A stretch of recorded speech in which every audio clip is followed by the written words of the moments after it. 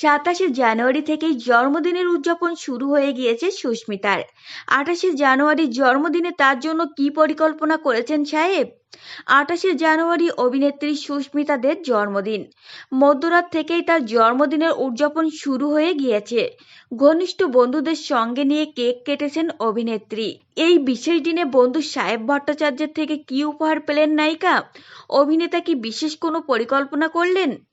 এখনো কিছু পরিকল্পনা করেননি, তবে মঙ্গলবার সন্ধ্যাটা বেশ অন্যরকম কাটিয়েছেন তারা। সাহেব বললেন, অনুরাগীরা এসেছিলেন, কথা ধারাবাহিকের মাধ্যমে আমরা অনেকের ভালোবাসা পেয়েছি। এছাড়াও কিছু বন্ধুরা ছিলাম, একসঙ্গে কেক কাটা হয়েছে, খাওয়া দাওয়া হয়েছে, সুন্দর একটা সময় কাটিয়েছি আমরা। অভিনেতা জানিয়েছেন, সুস্মিতার অভিনয় যাত্রা যেভাবে শুরু হয়েছে সেই পথ যেন আরো প্রশস্ত হয়। সাহেব যোগ করেন, আমাকে এখনো খাওয়ানোর কথাই বলল না, তাই উপহারের কথা ভাবিনি, সবটাই মজার ছলে বলেছিলেন অভিনেতা। বুধবারেও জন্মদিন উদযাপনের বিশেষ পরিকল্পনা রয়েছে। সাহেব বললেন, এই জন্মদিনে সুস্মিতাকে বলতে চাই, এইবার একটু রান্না বান্না শেখা, কতদিন আর অন্যদের রান্না খেয়ে যাবে। ধারাবাহিকে অভিনয়ের পরে একসঙ্গে মঞ্চেও অভিনয় করেছেন তারা।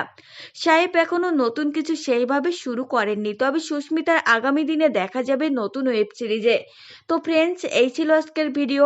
আপনাদের যদি এই তথ্যগুলো ভালো লেগে থাকে, অবশ্যই ভিডিওটিকে একটি লাইক করবেন আর চ্যানেলটিকে সাবস্ক্রাইব করে সঙ্গে থাকবেন।